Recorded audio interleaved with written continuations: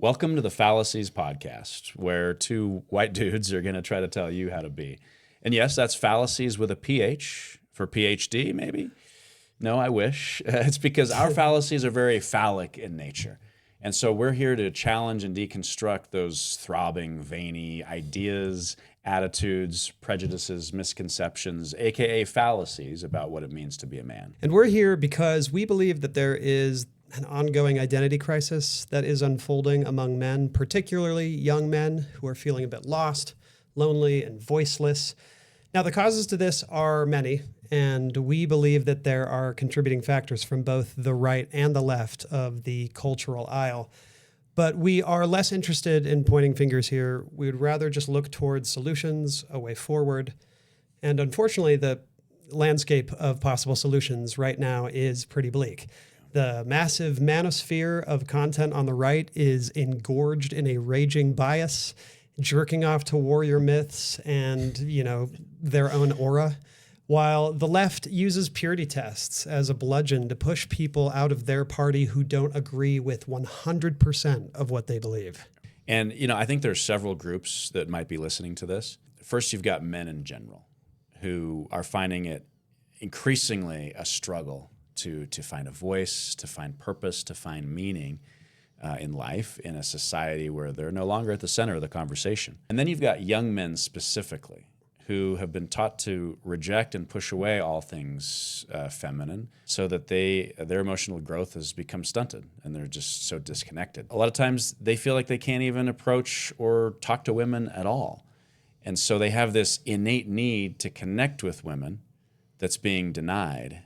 And that disconnect makes the red pill and unfortunately the black pill all too easy for these young men to swallow. In addition to men and young men, I think there's also the women who are feeling a little bit hopeless. Yeah. These are women who very well may be attracted to men and want to build healthy, strong collaborations with men, but instead they just feel tired of carrying water for men who refuse to do their own emotional work, who don't see women as equal to men, and who aren't showing up in the fight to protect them against other predatory men in these conversations. And if any of that resonates with you, please join us. We aim to provide an alternative voice, a more rational voice to the conversation. We believe that's what's going to propel men forward and out of the funk that they're in. No longer stuck in limiting beliefs, in these stunting hierarchical frameworks, afraid of women, but rather creating identity as strong men who aren't afraid to empower others, building a moral compass that points toward mutual love and respect and away from the crippling fear and inadequacy that fuels the so-called alpha mentality. So here's how every episode works. Each episode is going to have a topic. Let's just say it's something like not all men. Next, we get in the ring, as in like a boxing ring, where each of us and sometimes guests take turns steel manning the progressive and the traditional position on each topic. And then the other person asks questions trying to find weaknesses and poke holes in the steel man argument. And a steel man argument, to be clear, is when you present an argument in its strongest, most defensible form. So this isn't saying, well, what about, and then citing the dumbest version of the argument that you can find on Twitter. That would be creating a straw man. But a steel man, to do that correctly, especially if you may disagree with the point that you're steel manning, you need to make sure that you are putting it in its strongest and most rational form. So this process, the ring, is what we want to do with a variety of different topics. Things relating to dating, sex, philosophy, or more specifically, monogamy versus polyamory, body count, feminism, identity politics, all the things that relate to what it is to be a man. Yeah, exactly. And then once we've put it through the ring, we break down what happened, what surprised us, where each argument was strong, where it was weak, who scored points, who didn't, that kind of thing. And then we give you sound bites, memorable little takeaways that you can actually bring to your next real-life conversation.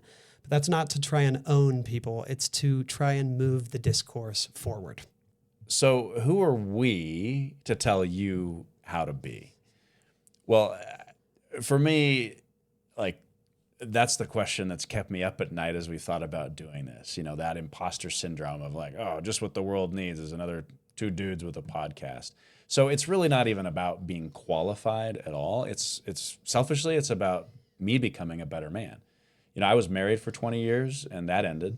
So I often wonder, what does that say about my manhood? I worry every day, am I the man I need to be the father that my 4 kids need? So whether it's dating, business, friendship, whatever it is, there's so many applications for me where I can up my game to be a better man. So am I uniquely qualified to tell you how to be? Of course not. But together, I believe that we can seek truth and we can further what is a very, very important discourse. And in that discourse, it is worth noting that you and I have both spent literally decades on both sides of the cultural and political aisle, decades on both sides of these exact conversations. Yeah. And so my turn, being a little bit selfish, I'm eager to get into this podcast because I do have a little bit of a chip on my shoulder. I have some animosity brewing as I've noticed a trend in my life, which is that most of the traditionally masculine influences, structures, and systems have failed me. What I keep thinking is truth and reason keeps turning out to be badly disguised, egocentric, dogmatic performance. And it has me angry and very annoyed with our culture that I realize more and more every day has failed me as a man, but also all men. Yeah. I've learned a lot from Angry Dash, so I like Angry Dash. I guess you could say that our qualifications then remain debatable, but our passion is unimpeachable. Ooh, yes. Well, that is the what, the why, and the us behind the Phallacies Podcast. Yeah, so if any of this sounds like what you're looking for, please give us a follow. Listen to any of the episodes that you're interested in that makes sense for you. Doesn't have to be in any particular order. And please engage with us. Jump in the comments. Let us know, what we may have missed. Was there an idea we didn't represent well? What do you like think? What do you want to hear more of? Anything. Because we're trying to do something different here. We're not just trying to build another tribal echo chamber where people can come confirm what they already believe. On this podcast, the goal is truth, not winning. Welcome to the Phallacies Podcast. All right, let's get in the ring. Ding. Ding, ding.